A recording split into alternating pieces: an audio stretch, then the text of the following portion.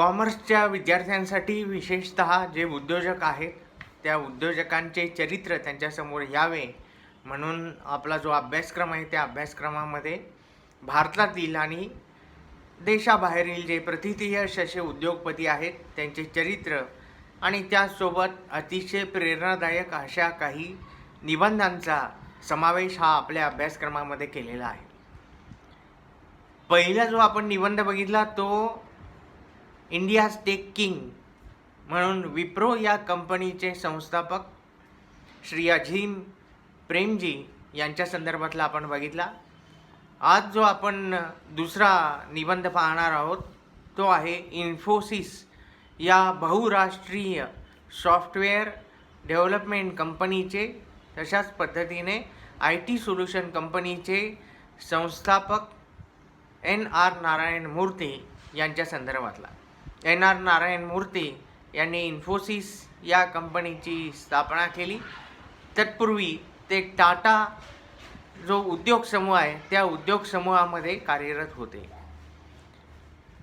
आणि तिथे कार्यरत असताना तिथला अनुभव आणि नंतरच्या कालावधीमध्ये आलेले अनुभव याच्या जोरावर त्यांनी इन्फोसिस ही कंपनी सुरू केली आणि ही कंपनी सुरू केल्यानंतर तिचा कार्यविस्तार इतक्या जोमाने झाला की आज अनेक देशांमध्ये इन्फोसिस या कंपनीचे कार्यालय आहेत आणि त्या ठिकाणाहून ते अतिशय चांगल्या पद्धतीने IT सोल्युशन्स देण्याचं काम ही इन्फोसिस ही कंपनी करते.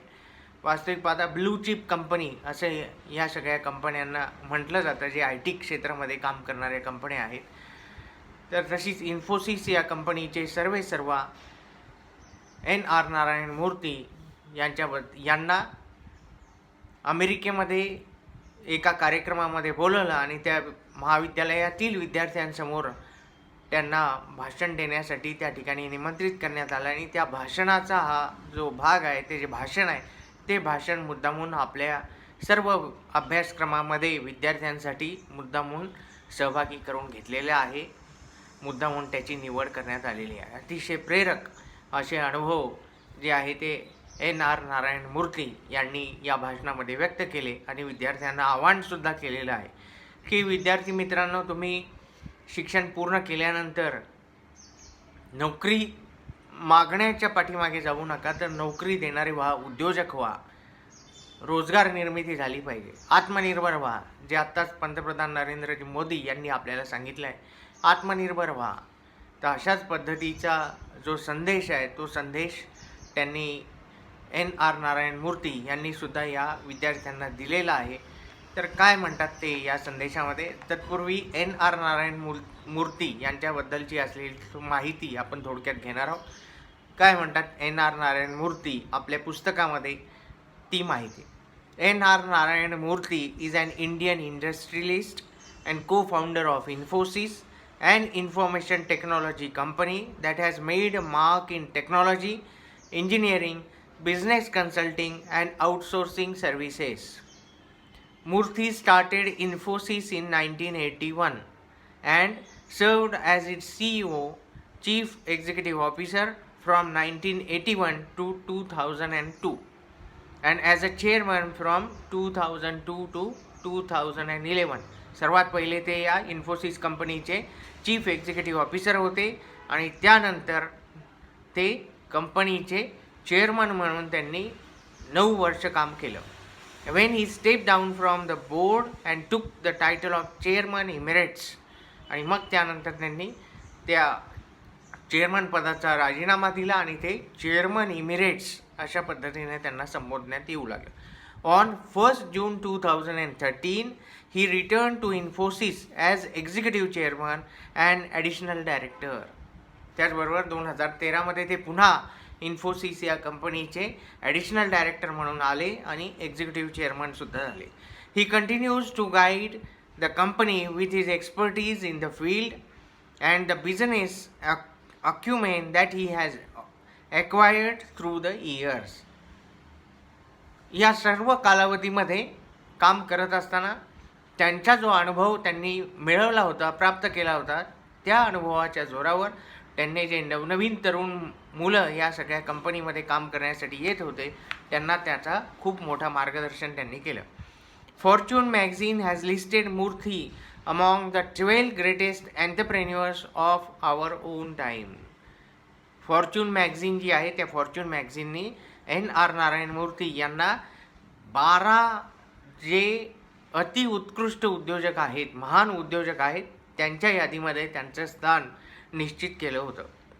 अबाउट द टेक्स्ट, आता हा जो टेक्स्ट आपण पाहणार आहोत, हा जो निबंध आपण पाहणार आहोत, तो नेमका कशाच्या संदर्भातला आहे त्याच्याबद्दलची माहिती या ठिकाणी आहे.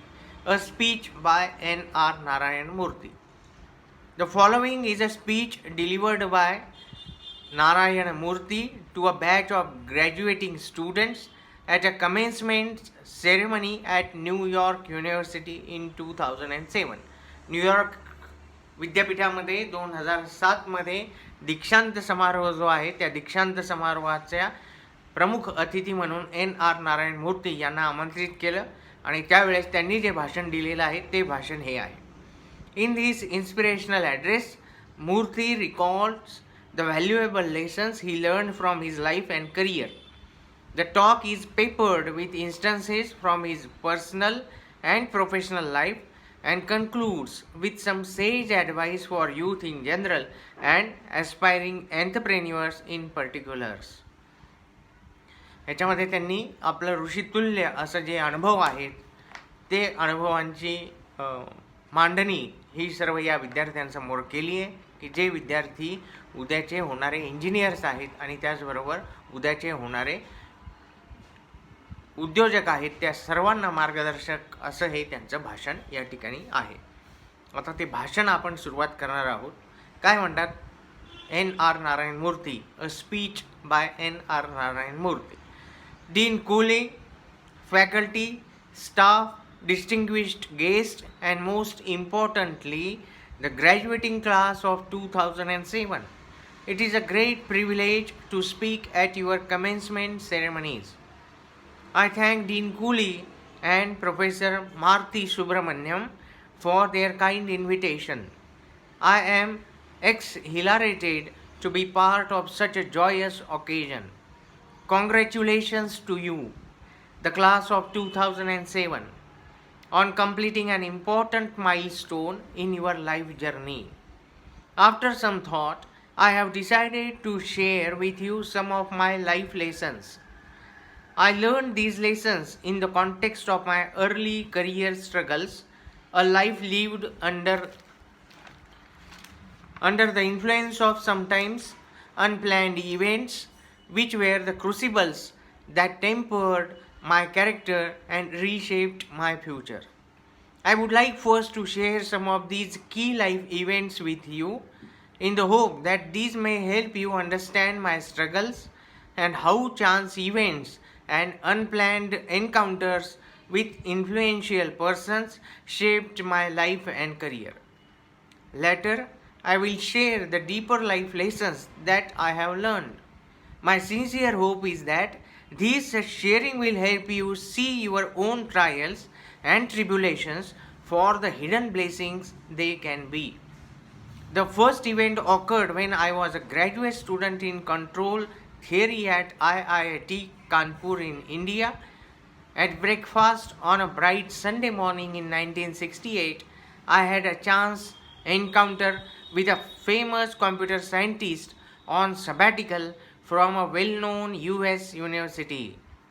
He was discussing exciting new developments in the field of computer science with a large group of students and how such developments would later our future. He was articulate, passionate, and quite convincing. I was hooked. I went straight from breakfast to the library, read 4 or 5 papers he had suggested, and left the library determined to study computer science. Friends, when I look back today at that pivotal meeting, I marvel at how one role model can alter for the better the future of a young student.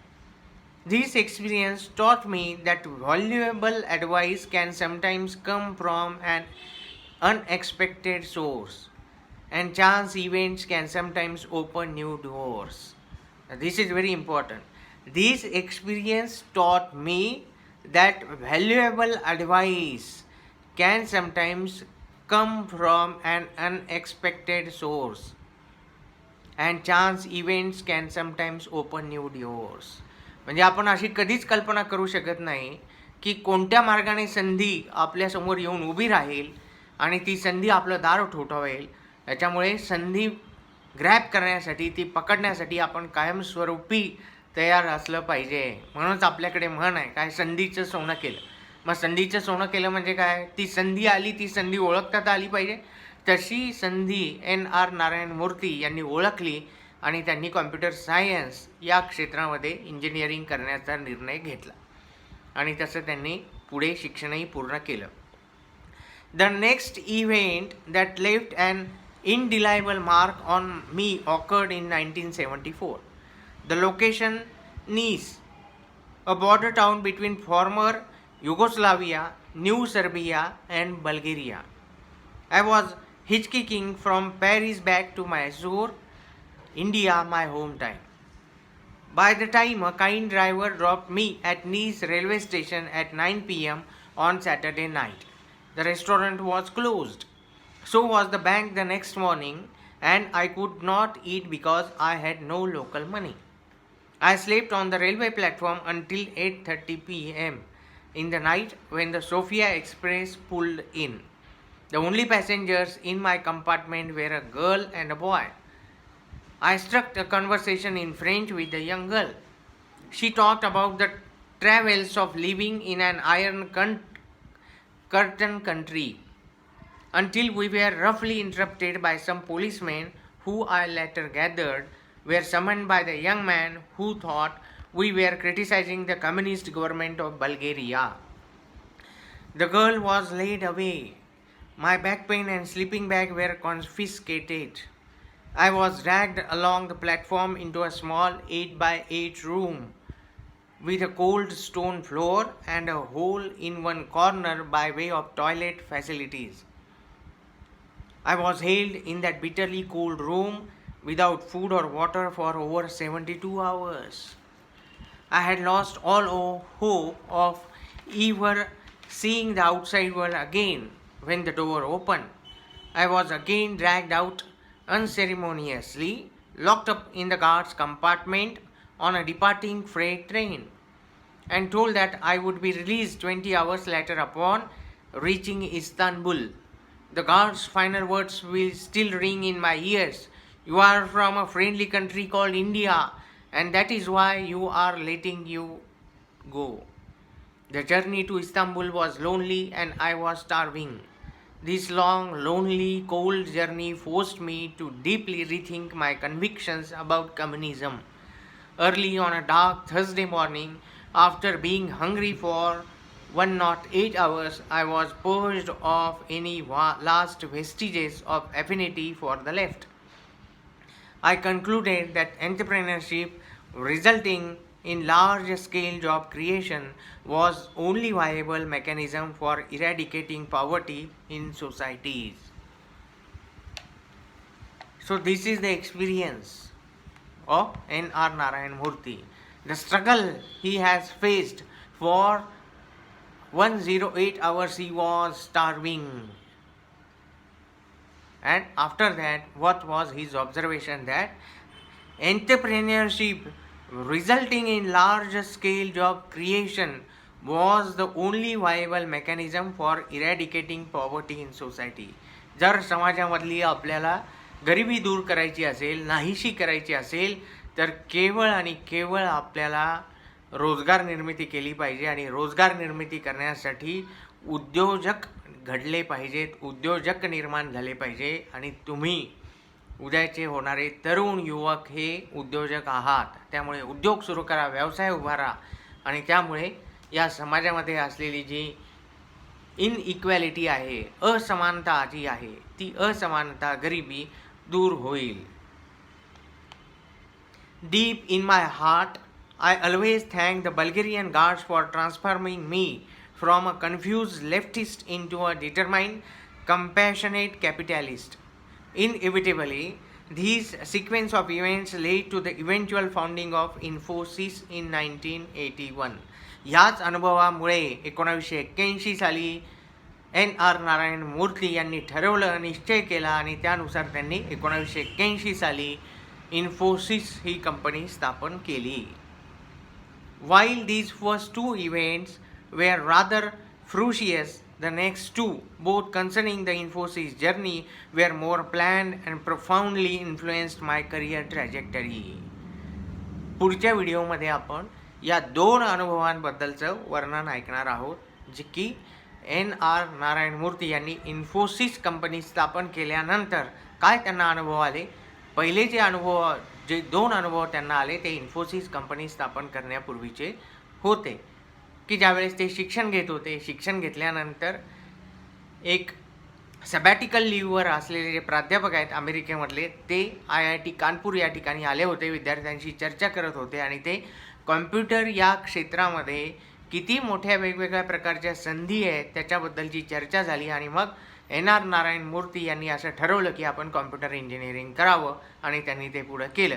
आणि अशाच पद्धतीने नोकरीच्या कामानिमित्त ज्यावेळेस ते परदेशात गेले त्यावेळेस तिथं घडलेला अनुभव त्यांनी व्यक्त केलेला आहे. आणि त्या अनुभवाच्या आधारे त्यांनी असं ठरवलं की आपण स्वतः उद्योजक झालं पाहिजे आणि म्हणून त्यांनी 1981 साली इन्फोसिस ही कंपनी स्थापन केली. पुढच्या व्हिडिओमध्ये आपण जे दोन अनुभव त्यांचे महत्त्वाचे आहेत, की इन्फोसिस कंपनी स्थापन केल्यानंतर काय महत्त्वाचे अनुभव आले की ज्याच्यामुळे त्यांचं संपूर्ण जीवन पालटून गेलं, त्याच्याबद्दल आपण चर्चा करणार आहोत.